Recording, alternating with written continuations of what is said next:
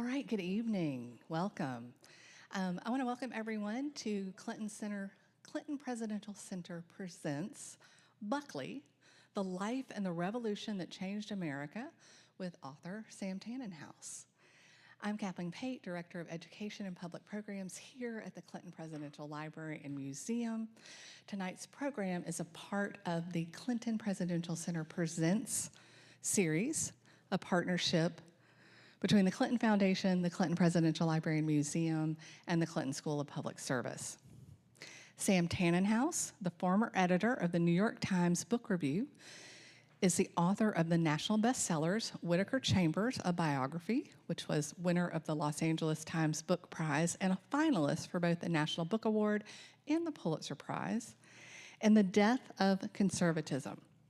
His feature articles and essays have appeared in The Atlantic, The New Yorker, The New York Times Magazine, and Vanity Fair. He began writing his biography of William F. Buckley in 1998. He was hand-picked, hand-selected by Buckley himself, and that allowed, Buckley granted him extensive interviews as well as access to his private papers. So this is a quarter century, 25 years in the making. And it has been incredibly well received. I understand that it's in its third printing. It is more than a biography. The book helps explain the origins of latter-day conservative politics.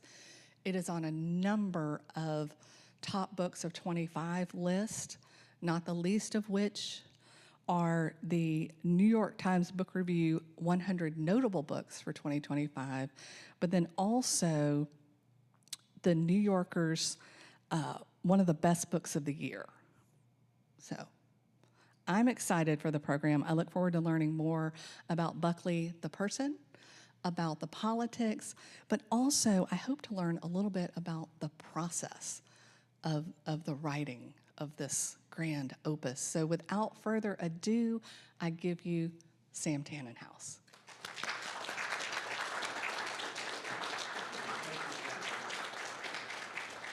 Thank you, Kathleen. Thank you to my great friend, Jay Jennings, who's been hosting me, whom I've known for a really long time. He used to write book reviews for us at the New York Times.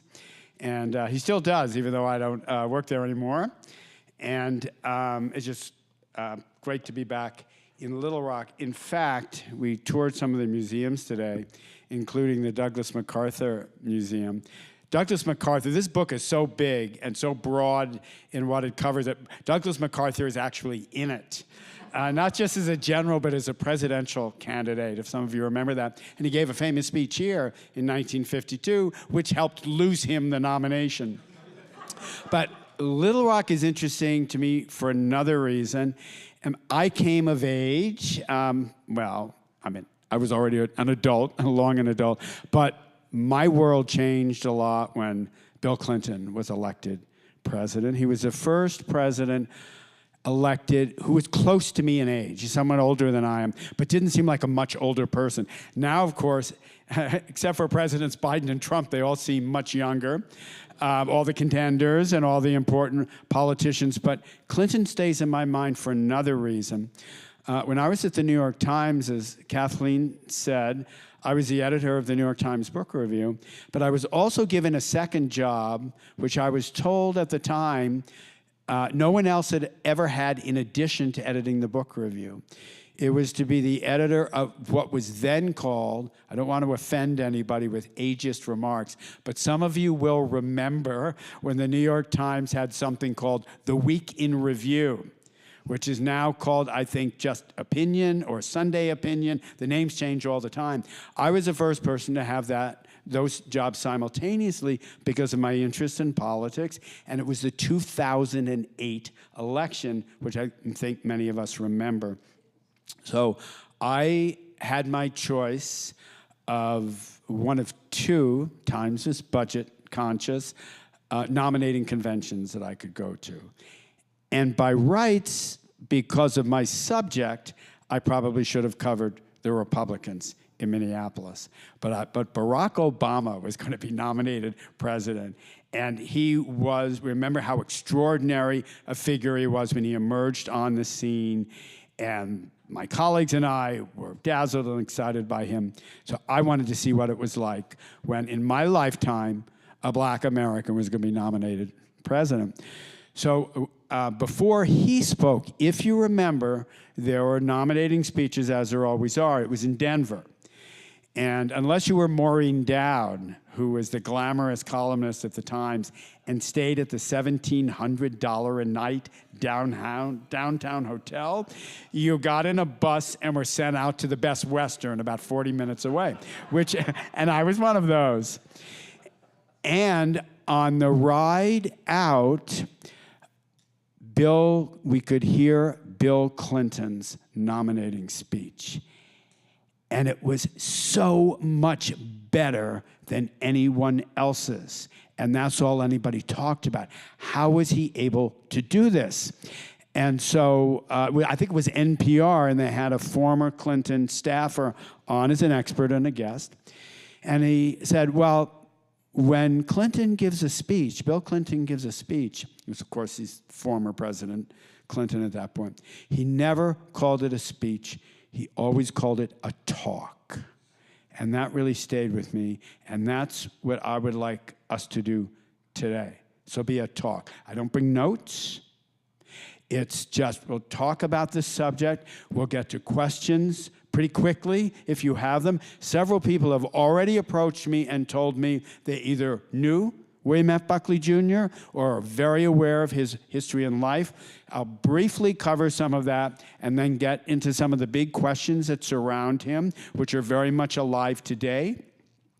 And one way of explaining that is to describe what was a real surprise to me and my publisher, which now, to everyone's amazement, cannot keep up with demand for a 1,000-page book. Now, a lot of these pages are the index, and a lot of them are the endnotes, but it's still almost 900 pages of narrative, which I think is a lot of great stories, but that's for all of you to decide. But it is now being in, Kathleen almost got it right, it's in its 4th printing now. And the reason is the story changed since the book was published.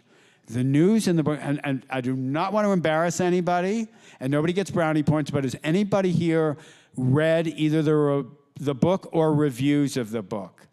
All right, some people have. The news in the book, as it was presented, was material I found that I'm going to describe later that has to do with the Buckley and the Buckley family's relationship to civil rights in America. Buckley grew up in New England, in what's called the northwest corner of Connecticut, which is near the border of the Berkshires, just to the south of them, and just across the New York state line from Dutchess County. So I tell people, when William F. Buckley and his 9 siblings were raised in the 1930s and 40s to hate that evil man, Franklin Delano Roosevelt, he was the guy they saw at the Rhinebeck Horse Show every summer in Dutchess County. This is a world of elites. Even when they were at each other's throats, they kind of belonged to the same world. Do any of you know about the famous debate with Gore Vidal, the famous television debate? I've seen correspondence where they address each other as Dear Bill and Dear Gore, which is one way of saying a lot of that was done for show. Now, in our day and age, we can't imagine important political performers who would go on television just to put on a show. But back in those days, they might do it. So the first story, when the book came out in June, was the discoveries I made, and there's a very personal angle we're going to get to later tonight, having to do with the Buckleys and race, because while the Buckleys were from Connecticut, his parents are both from the South. His father was from Duval County, Texas, about 100 miles from the Mexican border. Anybody know Robert Caro's books about Lyndon Johnson? Remember the one where the election was stolen for Lyndon Johnson? Buckley's grandfather was a sheriff of that county. Duval County. His mother came from New Orleans. And there are people here who know a lot about New Orleans. Complicated, mixed race culture. The important thing about both those places, Duval County and New Orleans, is that they were overwhelmingly Catholic. So the Buckleys, who were often compared to the Kennedys when both families were at their peaks in the 1960s and 70s, for lots of reasons. They're rich. They come from New England. They have 9 or 10 kids. They go to very elite schools. They're handsome. They are extremely successful in politics. The difference was the Kennedys still saw themselves as Irish Catholic immigrants. And it started to get under Bill Buckley's skin. He said, because the influences in my family were the South and Mexico, where his own father had made and lost his first fortune in oil. And Buckley said, remember how oddly he spoke English? How there's an ornate, elaborate vocabulary and sometimes kind of tangled syntax? Well, you might speak that way too if English were your third language. Buckley's first language was Spanish, his second was French, and then he started learning English at the age of 8. So in some ways, he doesn't fit our idea of an American conservative at all. More like a Spanish aristocrat is what people have said at the time. Well, because they came out of a culture dominated by Catholics, the Buckleys looked down on the Kennedys because the Kennedys seemed like immigrant Irish Catholics to them. And Bill Buckley said, you know, I wish I could do his voice. I can't. There are probably people here. My friend Jay can actually do a pretty good Buckley impersonation. Someone else who could was a great novelist, Philip Roth. Book that drags on as long as this one. You talk to everybody under the sun. And Philip Roth did his Buckley impersonation for me. But Buckley said, I don't understand why people keep comparing the Kennedys to the Buckleys when Joseph Kennedy Sr. was very much attached to Ireland, and the family's ties were Irish. He said, and Buckley said, the first time my father set foot in Ireland was to go to the Dublin Horse Show in 1939, when Bill Buckley and 2 of his siblings were in elite boarding schools in England. So that's the kind of strange upper class, but outsider background Buckley came from. They lived in a magnificent home in Sharon, Connecticut, which you can see to this day, a 47-acre estate, now broken up into magnificent condos with the one house still remaining. But his mother was not invited into the living rooms of the neighbors because they were Protestants. And the way you communicated unwelcomeness in those days was if you were a matron, you sent your calling card to the new lady on the street with a corner folded down. That meant you don't need to bother calling on us at home. That made her, the mother, Eloise Steiner Buckley, lonely, especially as her 10 children grew up, went away to school, so she really pined to live in the South. So her husband, William F. Buckley Sr., bought her a beautiful antebellum mansion in Camden, South Carolina. Does anybody know where that is? Yeah, I know there's some people who know very well where it is. It's not far from Columbia. It's not Charleston. He'd originally thought of buying one of those magnificent estates, and the Battery in Charleston, if you know it. But the seller wanted too much money, and he wanted more room for his kids. They had the 47 acres with the horse trails in Connecticut. They had to have something equivalent in Camden.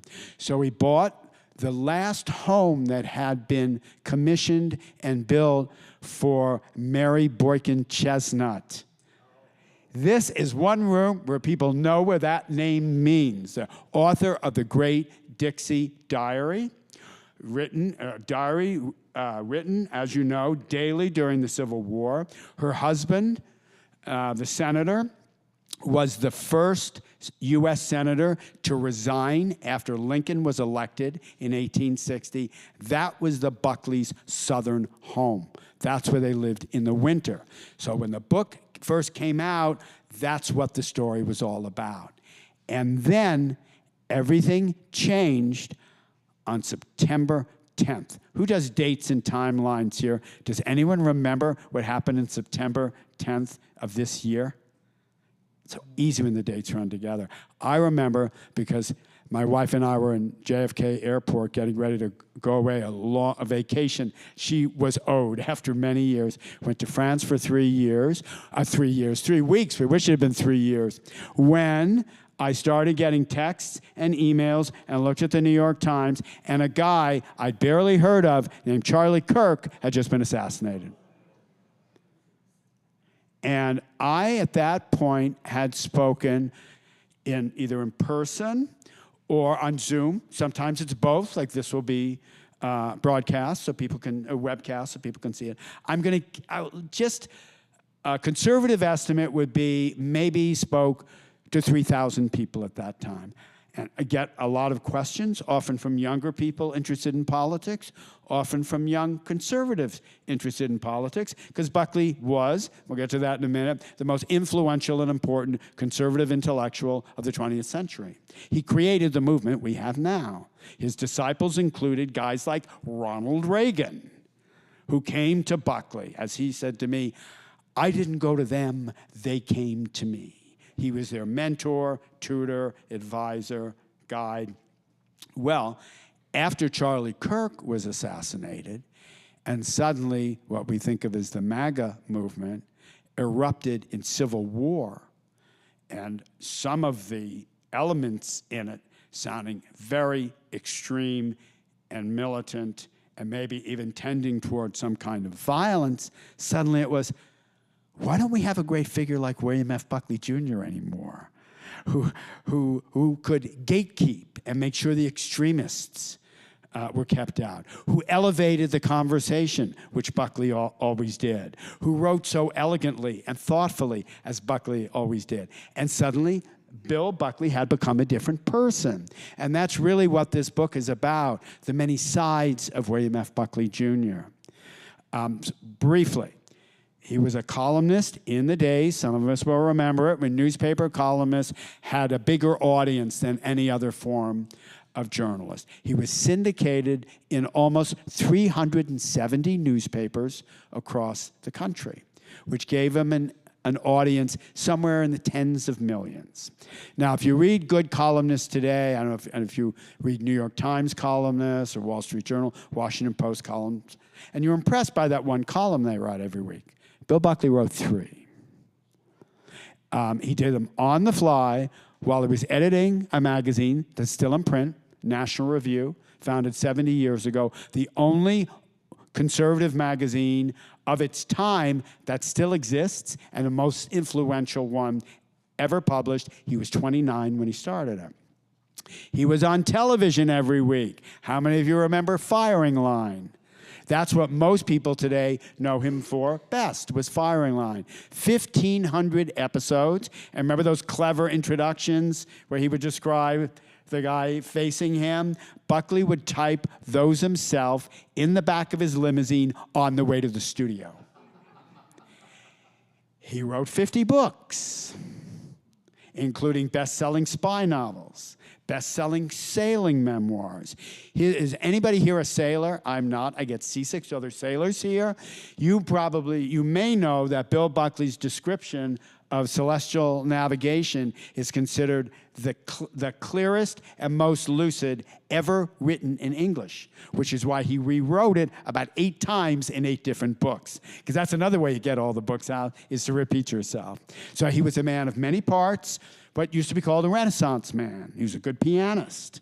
In his home were 2 grand pianos, and you think, well, Bill Buckley had a home in Connecticut, not the one I described he grew up in, but another one in Stamford, Connecticut, where he had a beautiful grand piano, and he had another one in his maisonette, as it was called, ground floor of an apartment building in Manhattan. The socialite Brooke Astor lived at the top, and Bill and his socialite wife, Pat, lived in the ground floor with a separate entrance. That makes it a maisonette. And you think, well, it's nice to have 2 Steinway pianos. They weren't Steinway pianos. They were Bösendorfer pianos.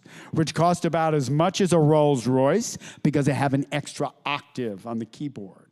And some of the greatest pianists alive not only played on Buckley's pianos, they recorded famous, in particular in addition on his clavichord, classic Bach compositions on records. I interviewed somebody, the last person to perform for Buckley, not long before he died, a young pianist named Simona Dinnerstein, 2007. She played for him. So I contacted her, it's how you do these books, and asked her if she'd heard of Buckley. And she said, of course I know who Buckley was, because I'd heard Rosalind Turek's Goldberg Variations recorded in the clavichord in Buckley's house. It's a larger-than-life presence, and my job, I did my best, because he wanted me to do it, was to tell that story. And the reason he chose me, people will ask me often, I'm not a member of the conservative movement. I've never belonged to the Republican Party. Why would he want me to do it? And those are the two answers. He wanted somebody outside his immediate circle. If he had the foresight to see that if he was going to be remembered, it would be for leading sort of a grand American life, not for being an ideologue, not for being the leader of a movement, though he was the leader of a movement, but leading the kind of life that other people would want to know about and maybe even imagine leading for themselves. Because in his own mind, this was a genius, and I do think he was a genius of a different kind from what we're used to. He was a genius of kind of understanding of human personality and interaction. How many people here know The Great Gatsby? A novel by Fitzgerald. And early on, the narrator, Nick Carraway, describes the impression Gatsby made on him. And he said, if personality is a series of beautiful gestures, there's something gorgeous about him. He had a romantic readiness for hope.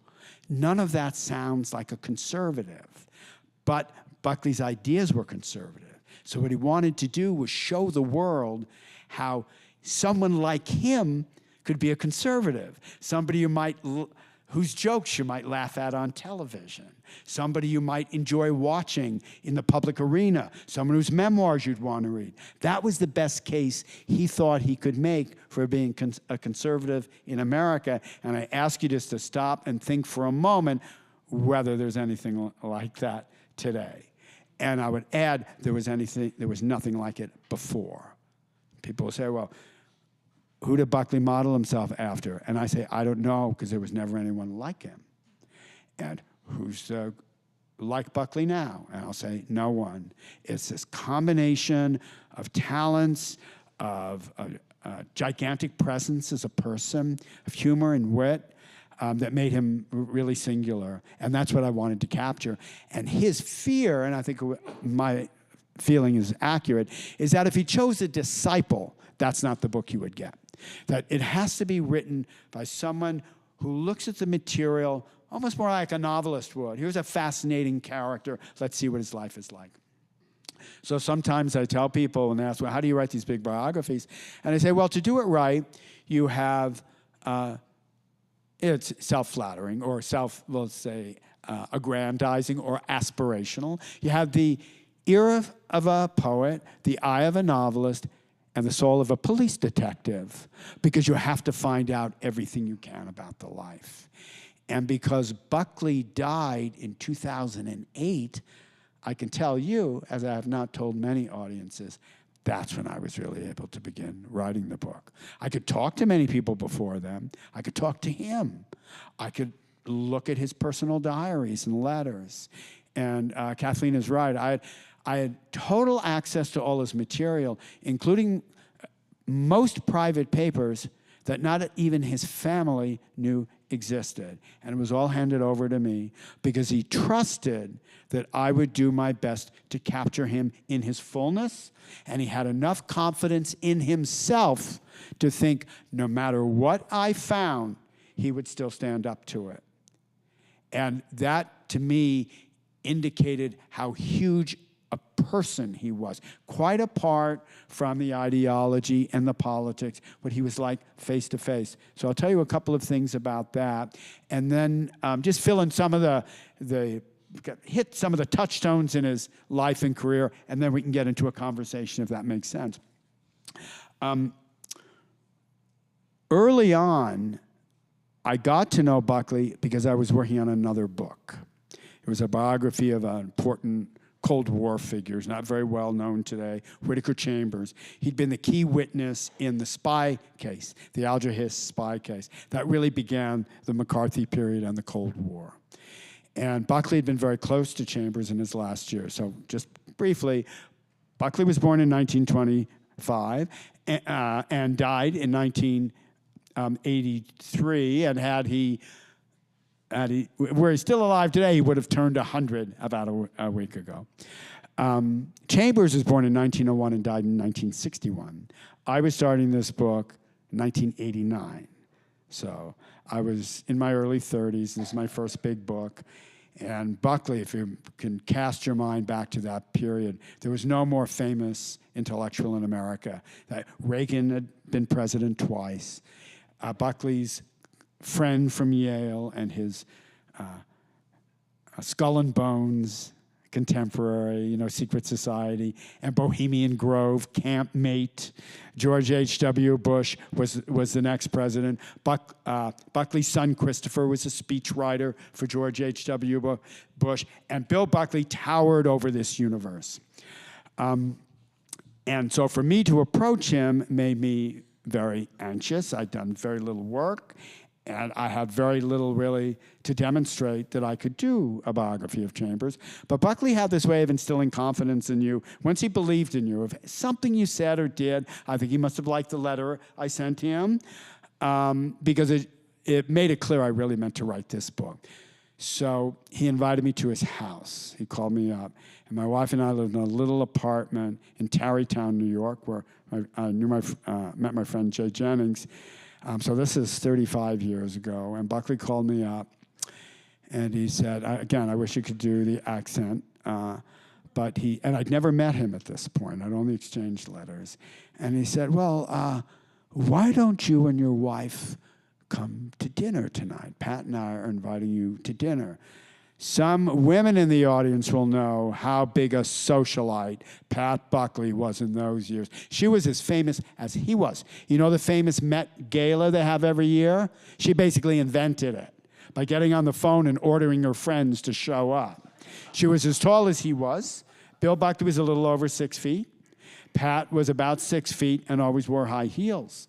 And someone said, Pat, why don't you wear flats when you're with your husband? Like a lot of older guys, he's starting to shrivel. And she said, I'm richer than he is. Why shouldn't I be taller? So these are the people who are inviting us to their house. And all I've got is like my wedding suit from a few years ago. And my wife is my wife. She's got nice dresses. And so we put on the best clothing we have. And the phone rings half an hour. We don't know what to wear. Phone rings half an hour later. And it's Buckley. Pat tells me you should wear beach clothes. And so I say to her, what are beach clothes? We don't know what that is, but we know it means we're not supposed to dress up. She gets that we're going to overdress. She understands, how people think. And then I said, well, Bill, how do I get to your house? And he said, well, you get onto Interstate 95, and you debouche at exit 9A, and pursue it until you reach the end of the road. And I said to my wife, he sounds the same as he does on television. He actually talks that way. And at some point, he'd been interviewed, big 60 Minutes. Remember when the 60 Minutes profile, 50 or 60 million people would watch him. And Morley Safer interviewed Buckley. It was after Reagan was elected president. And he said, Bill, those words and that accent, why do you talk that way? Buckley said, that's the way I talk to my dog. It's just, they're the only words I know to use. And that's the third language again. Well, then we get to the house, and we go up the gravel driveway. It's a gated community. And most people who live in Stamford, I've done presentations in Stamford, and ask, how many of you are familiar with Wallack's Point, the area he lives in? And hardly anybody is. It's that private. They had 3 acres going down to the Long Island Sound. Buckley was a big sailor, and he kept his boat in the harbor. And so we go into the famous music room with Pat Buckley, called the Elephant Graveyard. My wife still remembers she called it that. And Bill sat us down. He's dressed in this kind of preppy, casual way. You know, he's got a sweater, a rumpled collar. And Pat comes in with a Cavalier King Charles Spaniel dog on each arm. And she walks in, and she hands them to my wife, who I hope won't kill me when I tell you was about several months pregnant with our first and only child. And Kathy, our wife, stood up and she said, well, now we're going out to the veranda for dinner. And you're waited on, by the way, by Spanish-speaking servants. When Buckley was growing up, there were refugees from Mexico. For Bill Buckley himself, when he was an adult, there were, of course, Cuban exiles. Because Castro, Buckley's famous anti-communist. So Kathy picks up the 2 dogs. She's great with pets. They love her, and dogs in particular. And one of them knocks a wine glass on the floor, and it shatters. And without hesitating, Pat Buckley said, it's from Pottery Barn. It cost $1. Number one, that was not from Pottery Barn. And even if it was, it didn't cost $1. But the point was, that's how they welcomed us into their home and into their lives. And of all the famous people I've met, he is one of only 2. The other is an even greater figure, Linda Ronstadt, if anybody's an admirer of hers, whom I got to interview out in San Francisco, who actually wanted to know something about myself. You meet great people. Any of you are involved in politics, and I think some of you are. Politicians can be very charming and very friendly, and they'll deal with you, and they have no idea who you are, where you're from, and they'll never ask you. Buckley did. Where are you from? Not to vet you, not to check off a box, but just to learn more about you. My wife plays the piano and sings. He wanted her to sit at the piano and play. What magazines do you read? What books do you read? What music do you like? The only thing he never talked about was politics. And he said to me, the only time I talk about politics is when someone pays me to do it. And they paid him a lot. Even on Firing Line, that program you saw, I did research. It's what you do in these books. Are we getting, yeah? Okay. And PBS, which broadcasts the show. Buckley's one of the few conservatives who never had a bad word to say about PBS because they broadcast his show Firing Line. And Congress under Nixon was thinking about defunding PBS. A crazy idea, right? What president would defund PBS? And so they demanded the salaries of all the PBS hosts, that they be reported, because they assume guys like Bill Moyers, remember him? Or Arthur Fiedler, who did the Boston Pops, or Julia Child, that they're all going to be getting extravagant salaries, and they're not. They're $500 a week. You know, not bad, but for one show. And Bill Moyers got more. He was the highest paid regular on PBS. He's a very famous guy. They paid him $75,000 a year, which is a lot. It's a lot then. It's pretty good now.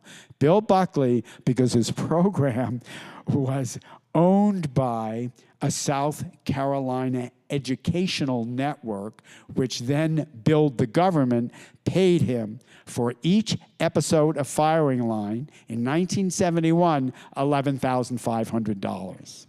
He made $500,000 in 1971 just on that one of 8 different things he was doing, and all that money went into his magazine because otherwise it would go bankrupt. Because in that sense, he was a leader of a cause and of a movement, And he was selfless in that way. As famous as he was, he knew that there were other people who were more talented and who had more to say. And some of them are protégés that you've probably heard of, although not all of them always admitted they were discovered by Bill Buckley. Anybody know the memoirs or fiction of Joan Didion? Buckley discovered her in National Review. One of my predecessors, much more talented than me by far, editor of the New York Times Book Review, was a great literary journalist, John Leonard. Buckley hired him at the age of 19 after he dropped out of Harvard on the basis of one article he'd read in a magazine that he liked. How many of you know, actually an idol of mine, the great historian Gary Wills? He was 23 when Buckley discovered him. He had this amazing ear and eye for talent. If you think about it, the music, the languages, he's going to know a really good writer when he finds one. That's why Buckley's publisher at National Review, the publisher of the magazine, said it's a good thing the Communist Manifesto wasn't better written, or we might have lost Buckley. And as writing mattered most to him, friendship did too. And I said early on that the first news about Buckley, the first responses to the book, and the most important story I have to tell involves the Buckley family and race. And so I want to tell you a little bit more about that. For those of you who are interested in writing biography, you never can limit yourself to one person's archive. And my wife was very firm about this. Because I told you how Buckley let me see everything. Just because he lets me see everything he has, it doesn't mean that's the entire story. Because there's other stuff he doesn't have. And I noticed when I was reading his magazine, National Review, if you're familiar with political magazines, even now, ones in print, they have little news items at the front. They're called editorials, and they're seldom signed, because it's written collectively by the magazine. What it really means is different people are writing them. They don't want to call attention to the writer. They just want to put it out there as representing the magazine. And I noticed that although Buckley had spent so many years in Camden, South Carolina, so much of his life there, it was never discussed in National Review during the peak of the great civil rights movement, of what was then called the Second Reconstruction. I'm just going to use terms of the day, so I don't want to trigger or offend anybody. Just to go back to the language of the time, it was sometimes called the Negro Revolution, and Buckley and company were opposed to it. So, well, what about what's going on in Camden, South Carolina? And I saw there was one reference to a violent racial incident in Camden, South Carolina. And I knew Buckley had written it because although those articles are unsigned, there are, again, we can use the language of the time, master volumes kept in the National Review offices. Those are bound volumes for each year the weekly and then bi-weekly magazine was published. And in red pencil, they indicated who wrote the editorials. And this one on Camden, to no surprise, had WFB, William F. Buckley. So I got in touch with Buckley's son, Christopher Buckley, the famous novelist, some of whose work you may know, novelist and humorist. And he said, a great idea to go to South Carolina.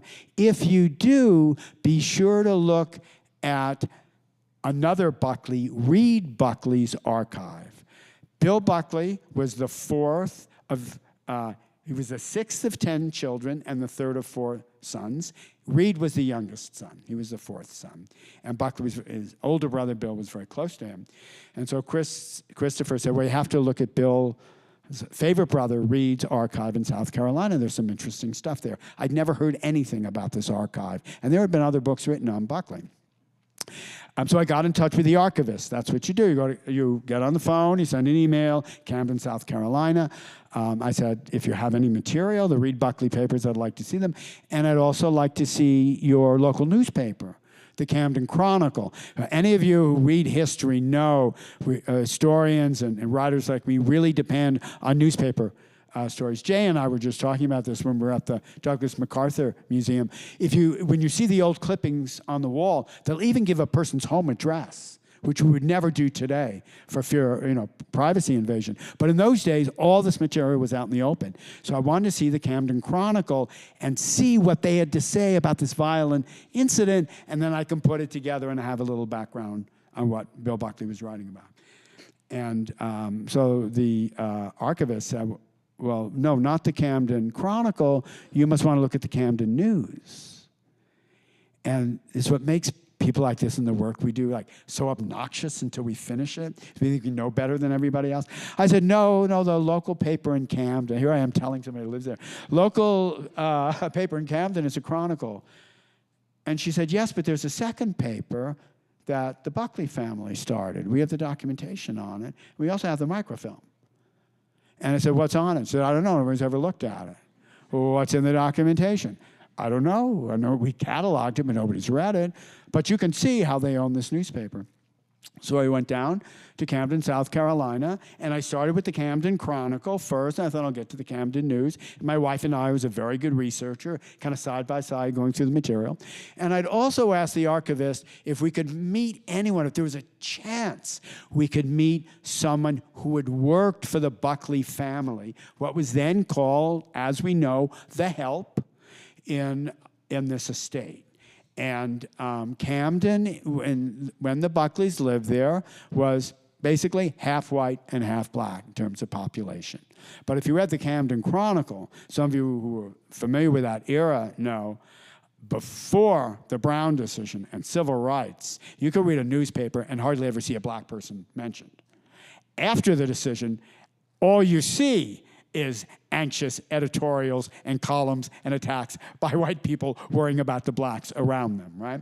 But I'm looking at the Camden Chronicle, and I'm not really seeing all that much. And the archivist, wonderful archivist, Sarah Murray, said, well, we found someone here. There's one person who lives in town. He's older now, he's in his 80s, but he actually worked for the Buckleys, and he has things to say about them. And he'd even written letters to the local newspaper that had a little file on how wonderful the Buckley family had been to work for. I think, well, that's good to know. There were these really hospitable, generous people who came, part of what was called the winter colony. Because you'd come down from the north to go to Camden in the summer. You didn't want to go all the way down to Florida, especially you travel by train, Streamliner train. If you needed to get back to Wall Street or wherever, the following morning, you could take an overnight train and be there. So Camden was very attractive to wealthy Northerners in this period, which is really the 1940s and then early 1950s. And she said, we found someone, his name is Edward Allen, and he'd like to talk to you. So I called him up, and he said, well, why don't we meet at the library? And he was a local man who had been one of 11 children who'd worked for the Buckleys, a black family.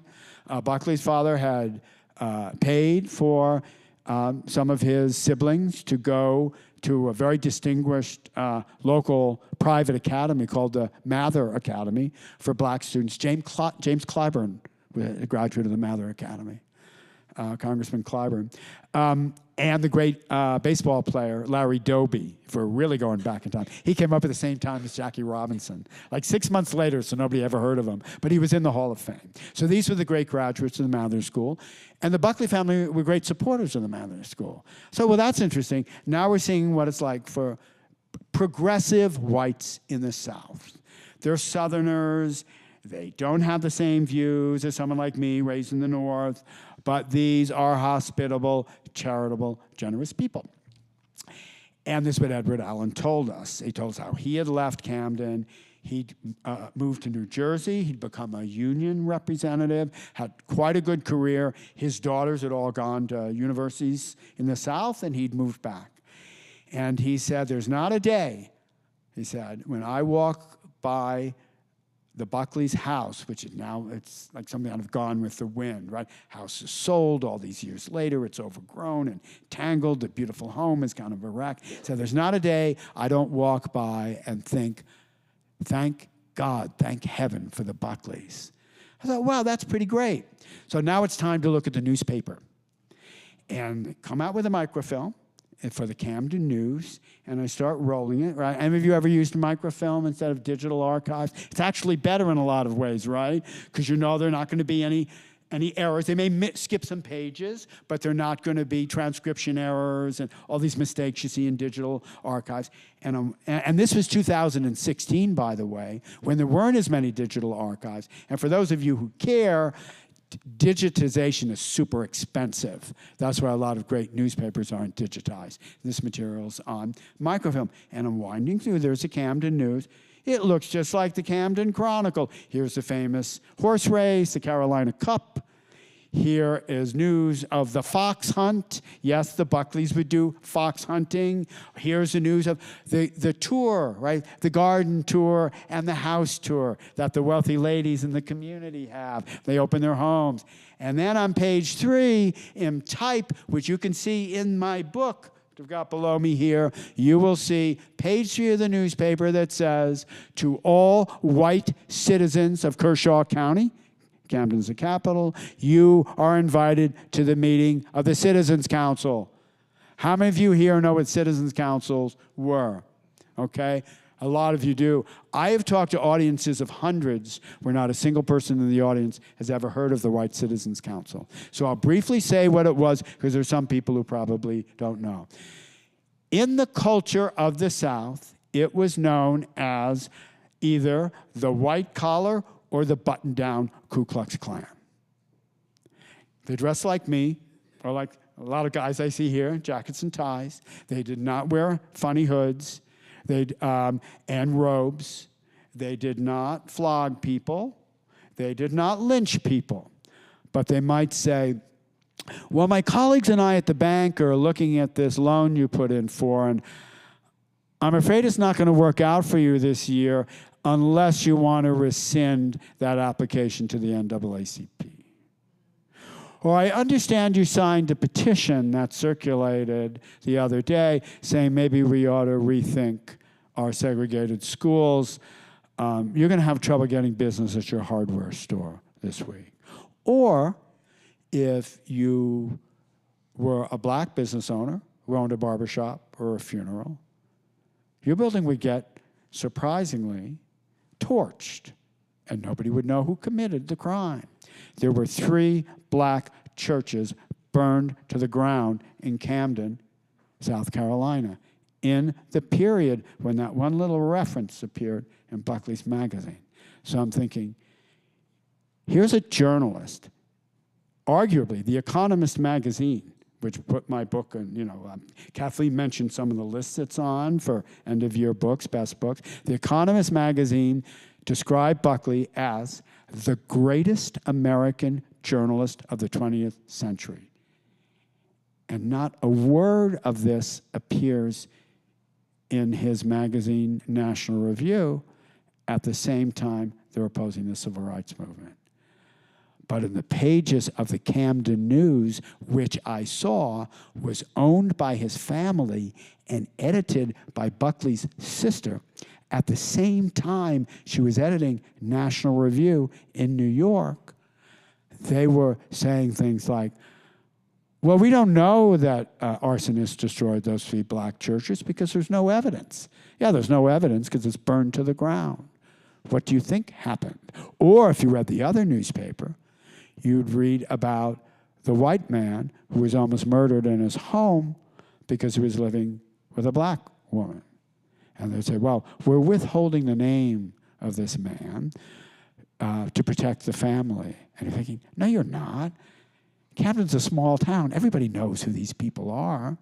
You're doing it because you're obeying a code of silence. And that's the good newspaper. The Buckley's newspaper is defending all of this and saying the problems are coming from outside agitators. That's what that ad on page 3 says. We will do everything within our power to prevent the Supreme Court from enforcing this illegal end to our folkways and our traditions in the South. Now, of course, today we can't imagine any politician who would defy Supreme Court orders, right? Stand up to the Supreme Court on any decision they would make. But it happened back then.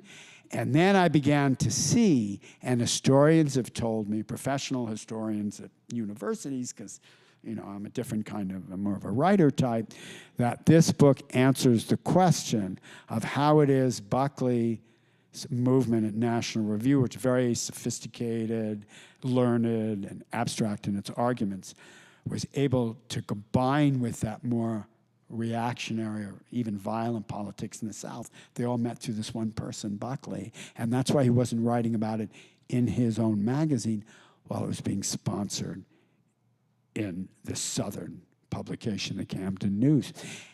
And there are two ways to react to that, and then we're going to finish by reading something. One is to think, I'm a little shocked by this, and I'm disappointed in my subject. But also, there's that police detective and novelist side of me that thinks, like, this is a really great story. This is a story about Buckley, a story about the movement, a story about America, a story about the North, it's a story about the South, and that's why I'm writing this book, is to tell stories like that. And for another reason, because what made Buckley different from so many other people in his time and in our own, left and right, was, and this was his most extraordinary talent of all, which people who knew him extremely well, including his own family, didn't know he possessed until they read my book. He was a great listener. I talked about how when you came into his house, he wanted to know who you were. He was a very famous debater and talker, but he seldom interrupted. He wanted to hear what you had to say. He might, if only to demolish it in reply, but first he had to hear the words. But once he started meeting people and listening to them, which began when he ran a very famous campaign for mayor of New York in 1965. And I'll quote the most famous line from it and then read a passage here. And it's the most single famous line ever uttered in New York City politics. Buckley decided out of nowhere to run for mayor of New York in 1965 as a conservative on a conservative party line that he'd created because one of his friends, Barry Goldwater, had been demolished in the 1964 campaign, and it looked like Buckley's conservative movement might have no future. So Buckley decided to run to revive the movement, and he thought at the same time he would entertain the public and make them less worried about the dangers of an insurgency, because Goldwater had been beaten up pretty hard in the press and presented as being a much sort of angrier and dangerous figure than he really was. At the same time, Buckley the socialite has all these literary friends in Manhattan, and he doesn't want them to think he's actually doing this seriously. He wants to be a literary man at the same time. His friends Joan Didion and Norman Mailer and the columnist Murray Kempton, they're all following him around and amused by all this. So when he gives a press conference and someone says, well, Mr. Buckley, what is the first thing you'll do if you actually win? And he said, demand a recount. And with that, at this very crucial moment, go back and look at what was happening in America in the 1960s, he just kind of lightened the mood a little bit. He made it a little easier for people to get along. But in that campaign, he began to meet all sorts of people he hadn't met before, and a result of which, he was brilliant in televised campaign debates. He started a program called Firing Line, and he started bringing all kinds of people in you'd never expect to see. You can go on YouTube and see Bill Buckley debating Muhammad Ali. And what they're debating is who's right about Islam, Malcolm X or Elijah Muhammad. And they actually get into like a doctrinal debate about Islam. You can see him debating Eldridge Cleaver. Not long ago, I was on Steve Bannon's War Room. People say, why would you do that? I said, well, Bill Buckley had no problem going on anybody's program. Why would I not talk to this very smart guy who's got questions for me? Well, and that show began to attract an audience. So I'm going to read you a letter that a watcher of that audience sent to Bill Buckley. And I will tell you, I'm going to guess, since this book came out in June, maybe 25 to 30 talks, and I'm going to guess maybe a dozen television programs and like 50 podcasts. And in every single one, I've obeyed the rule that a nonfiction writer should never read from his book. So for those of you who are out there doing reading, if you do fiction and do poetry, you can read. But you never do nonfiction because you're telling a much bigger story. And I'm going to violate that rule now because the words aren't really mine. I'm going to start with some of my words. So I'm talking about Buckley and race. And I say, right, the main vehicle for Buckley's rethinking of race was firing line. He wanted audiences of all kinds and was pleased when he heard from unsuspected viewers, like the one who wrote him in the summer of 1967. The letter was originally sent to KPHO, the Phoenix station that broadcast Firing Line, right? Goldwater is from Phoenix, so that's going to, and Goldwater is a very close friend of Buckley's, and was forwarded to Buckley in New York. Dear Mr. Buckley, the correspondent began in a neat hand. I view regularly your television program Firing Line. Deeply appreciate your exchanges with other prominent personalities.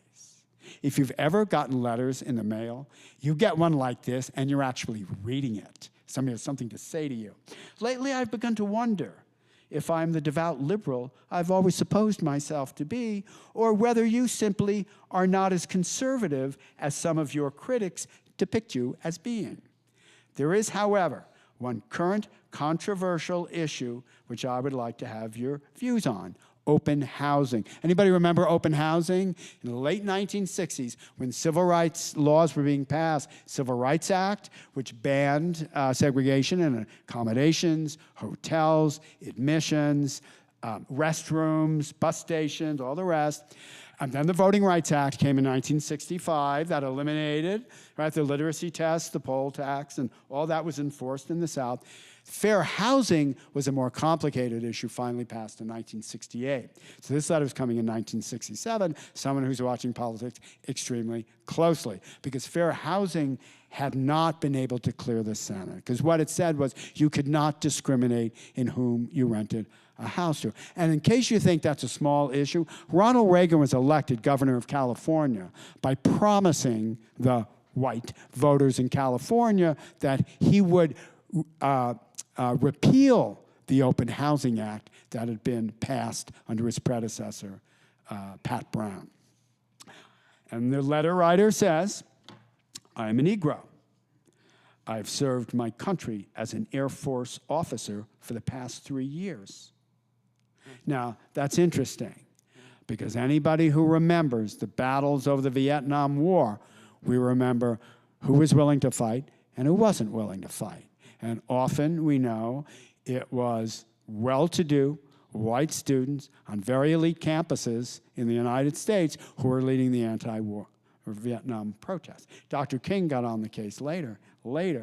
Before then, it was that's really the elite. In fact, if you see Muhammad Ali's brilliant debate with Buckley, that's the point he makes. He says, why am I, remember Muhammad Ali had been stripped of his crown and they were going to send him to jail. And he said, why am I being sent to jail when I'm a conscientious objector, right, as a Muslim, when there are white students burning their draft cards and they're supposed to be the leaders of the country? And Buckley agreed with every word of that. So the writer continues. Like many Negro servicemen, I've experienced much frustration. When unable to immediately obtain government quarters, I seek housing in nearby civilian communities. For example, in Phoenix, Arizona, the home of a man whom you greatly admire, Barry Goldwater. Now, I certainly do not seek to endanger the rights and freedoms of other American citizens. But are Negroes so base, so evil through and through, that we deserve to be treated as less than full Americans? Negro servicemen particularly are very sensitive to the discrimination and housing problem for reasons which I think are obvious. I have not set myself up as their spokesman, but I want you to know that it is a matter of great concern to us, and we seek better treatment from those whose freedom we are fighting to protect. Any words of wisdom to Negro servicemen on this subject will be greatly appreciated.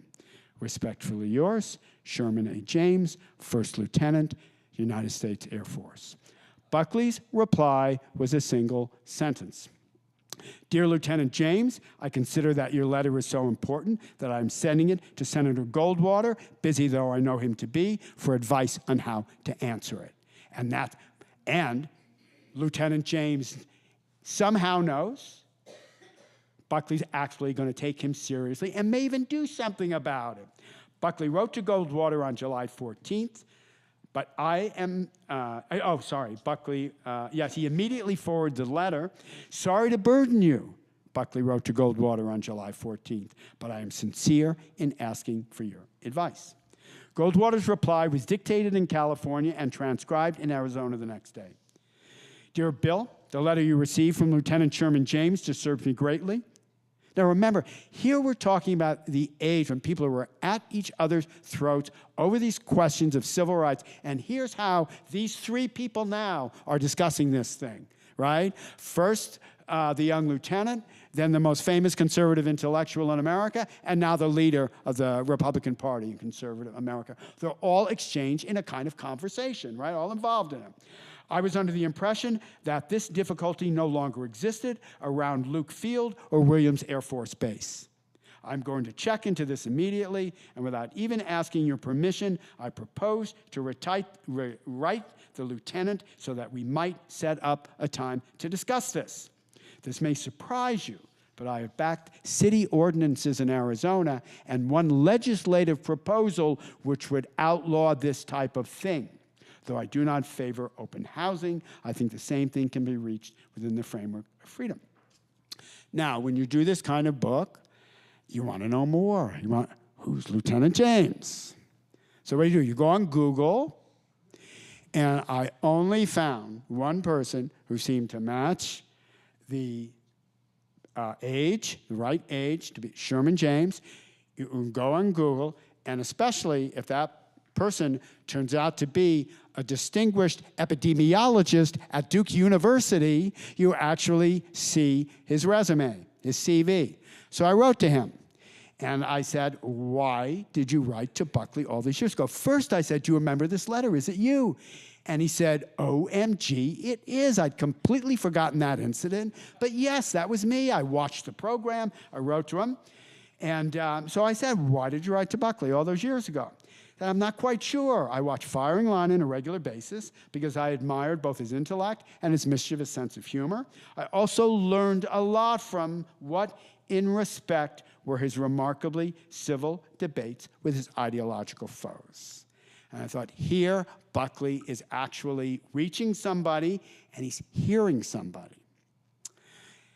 In 1957, 10 years before this, Buckley had defended the South's right to deny the vote to black citizens. 3 years after this exchange with Sherman James, he wrote an article in Life magazine, 1970, saying what this country needs is a black president. And so Sherman James and I emailed him. We went back and forth about his background. I asked him, what did you make of Buckley? And he said, well, he seemed like the kind of white Southerner I'd grown up with because he was from South Carolina. So when this book was finished, when you have a big book like this, you really, there are lots of people you're grateful to and have helped you, but there were a small handful who actually made a difference in the story you told. So I wrote to Dr. James, because we'd been in touch, and I said, look, I'd like to send you an autographed copy of my book and want to see what you think of these pages and all the pages I have on race. And he said, great. And I knew he was a serious reader, because I wasn't just looking him up, he was looking me up. And I said, so where should I send the book? And he said, well, my wife and I live in Little Rock. And there he is, Sherman James.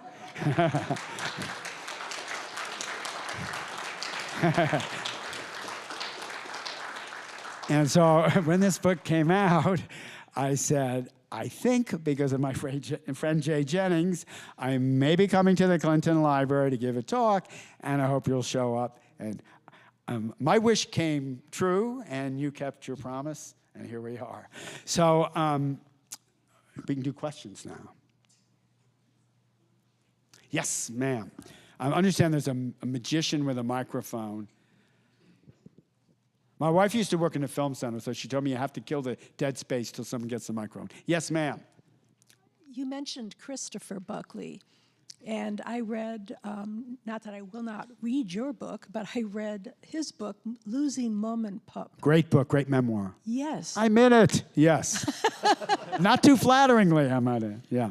Yes, it moved me almost to tears. I thought it was It's a wonderful, wonderful memoir. absolutely wonderful book. How did he survive the upbringing with Mum and Pup? Did you speak with him? Oh, yeah, he was the person who asked me to write this book. Because he liked my biography of Whittaker Chambers.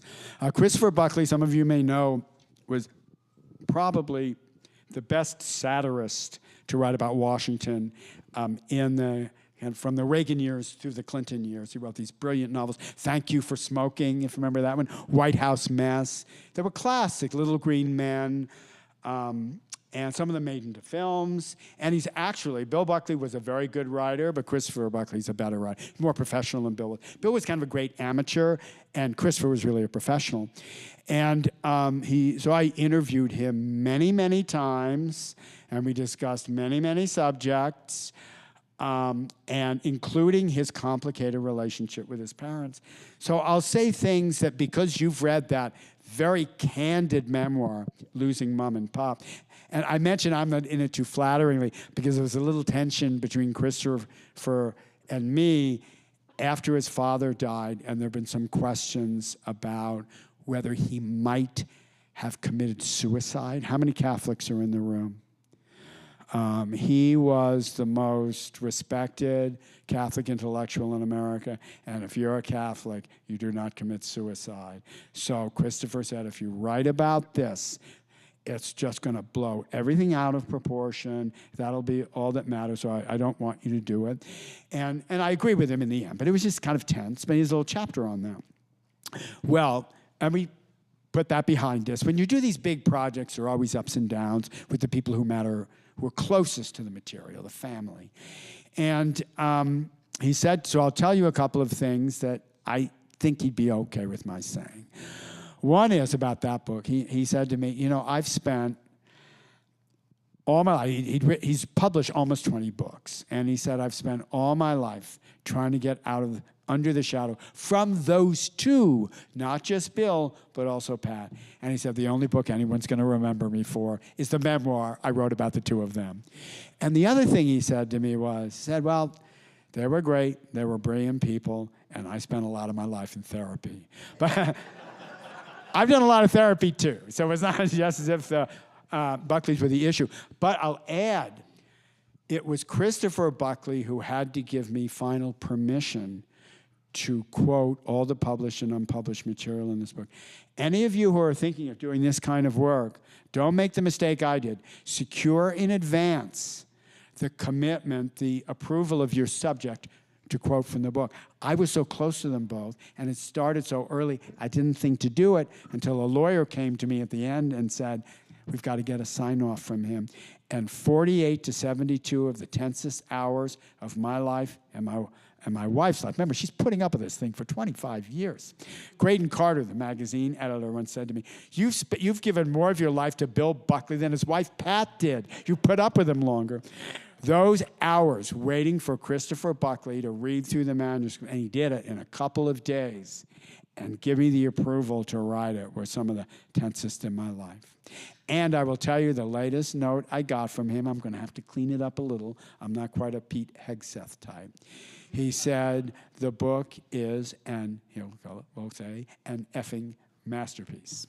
Time for one more question. One more? Well, I don't know. We talked a little bit before, and there's a young guy. Let's do two quick ones. Okay. Right. Let me ask you, since you probably know more about William Buckley than anyone living at this moment, and thank you for the book, what would you say as an intellectual conservative that he was, what would he think of our president's, quote, conservatism today? Thank you all very much for appearing here tonight. You've been a wonderful audience. It's the unanswerable question, because when you involve, and put it another way, my answer changes almost day to day. Because there are so many, even now, if you can take your eyes off Donald Trump, which on the one hand is hard to do, but on the other hand, kind of a relief when you do it, and you look around the larger circle, the orbit, you start to see people who look at, don't necessarily sound like Buckley, but they've got the Ivy League degrees, they have the pedigree, they have the intellectual background, and they're working out their accommodation with him. And another way to answer that question is the first modern politicians Bill Buckley supported, first as a teenager, were Charles Lindbergh, the leader of the America First movement, and the second was Joseph McCarthy. And I have 3 chapters on that. And the title of the famous book he wrote with his brother-in-law, Brent Bozell, Buckley wrote, was called McCarthy and His Enemies. And there's a lot less on McCarthy than on his enemies. And if you think about much of what is said today by the right about whoever the enemy is, whether progressives or woke people, or however they identify them, it's always a much more intense describing their evils and sins than it is explaining their own virtues. And so Buckley was used to that kind of politics, and so I don't know how he would have accepted it today. He wrote negatively about Trump in 1990, and some people have asked me why I didn't include that in the book. And the reason is, to me, that felt not exactly like fair play, because there were lots of people who said things like that about Donald Trump in 1990 who say very different things about him today, including conservatives. There were conservatives in 2015 and 2016, including at Buckley's own magazine after he died, National Review, that were very critical of Trump, and then they changed their minds. So I don't really know what Buckley would have said or thought. I wish I did, but I don't. Christopher, his son, has asked me that same question, and I can't answer it. Yes, sir. Yeah, I'm going to try to go fast because I really also wanted to ask you about the George Will quote about people maybe at the National Review or conservatives not really liking Nixon until he was doing a crime. My favorite quote in the book. Yeah, I thought that was a great quote. But and I'll explain that in a minute. But yeah, I also wanted to ask if you would just say a couple of words about the influence on Buckley of his dad's counter-revolutionary stuff in Mexico. Great questions. The first there are a lot of great quotes. I mean, I just read you a fantastic letter in this book. But my single favorite one-liner was by George Will, not Gary Wills, George Will, another of Buckley's proteges. And Buckley was kind of a voluntary supporter of Nixon. There's a lot of stuff in the book which is new about how much Buckley knew about Watergate. Buckley was a great friend of E. Howard Hunt, the Watergate mastermind, who confessed everything to Buckley before anybody else knew it. Buckley knew more about Watergate than Woodward and Bernstein and kept quiet about it. But George Will, who was a new hire at National Review, was skeptical of Buckley, loved Buckley, was skeptical of Nixon right from the beginning. And he noticed that most conservatives had been. Another story I tell is in the 1968 election, when Nixon was a nominee and then, of course, won, the conservatives in Buckley's circle all preferred Ronald Reagan. Reagan had just been elected governor of California, and he was the new star in the horizon, and nobody trusted Nixon. But Buckley chose Nixon. But they didn't like his policies, they didn't like his politics, they thought he was too far to the left, and if you read some of the current description of Nixon favored national health care. The EPA was created under Nixon. He went along with a Democratic Congress, all this. And George Will, who was at National Review, noticed that it was only after Watergate that the National Review people rallied around him. And he said they didn't really like Nixon until it was clear he'd become a criminal. And it's kind of funny because then you think of Trump in 2016. You think of the perfect phone call to Zelensky. You think of the first impeachment. Remember, Liz Cheney, who so many admire, supported Trump in that first impeachment and denounced the Democrats for it, all of that. So in a way, there's a kind of parallel there. The counter-revolutionary story in Mexico, one of the reviews I'm proudest of is written to my surprise, by one of the greatest writers in the English language, the Irish novelist John Banville. Some of you may know his stuff. He writes mysteries. He also writes beautiful literary novels, and he's a critic.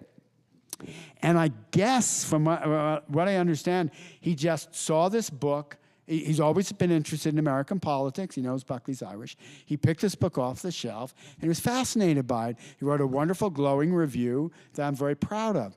And another friend of mine who knows Banville reviewed the book in another publication, and Banville wrote to him and said, Buckley's interesting, but I would rather have read a book about his father, because his father is a kind of unknown giant in American history. I mentioned parallels with, excuse me, Joseph Kennedy.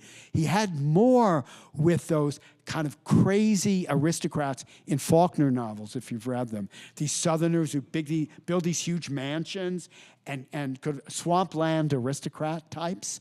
That's what Buckley's father was like. And Bill Buckley was created in his image. He was the brilliant son. He had these 10 children, and the one he named for himself turned out to be the most gifted of them. And the father, who'd grown up in Duval County, as I mentioned, and was born in 1881, and in the early 1900s, he'd gone to Mexico to seek his fortune. Smart. He's Catholic.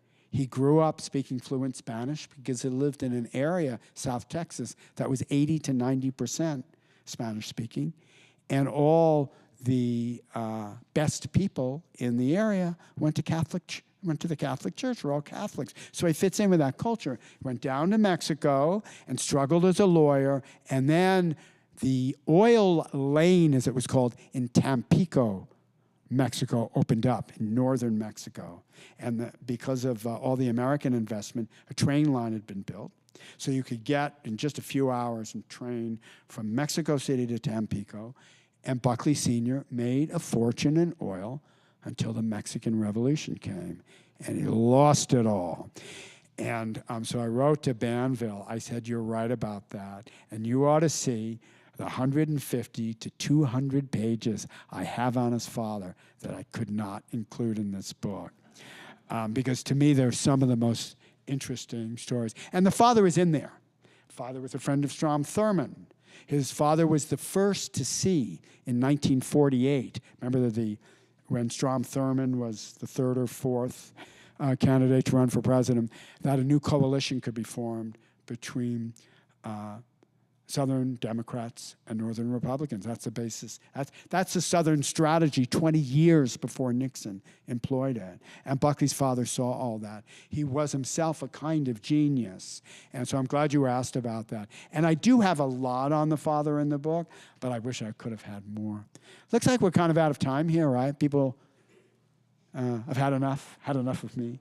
Listen, thank you all very much for coming. It's been a pleasure, and you've got more to say, right? You're going to close this out? Should I exit here?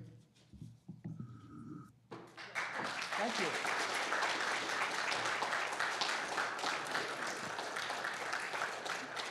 Thank you so much. Please help me thank our guest, Sam Tanenhaus, for this talk on William F. Buckley and his influence on the roots of the conservative movement. And thank you, Dr. James, for showing up tonight.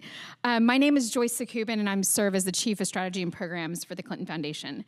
This program aligns perfectly with the Clinton Center's commitment to advancing democracy, developing leaders, instilling civic responsibility, and building a shared sense of community. Sam will sign a copy of his book, Buckley, The Life and the Revolution That Changed America, outside these doors in just a few minutes. The best book of the year is available for purchase at the Clinton Museum store.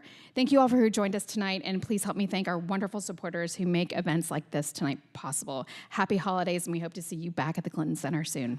Thanks.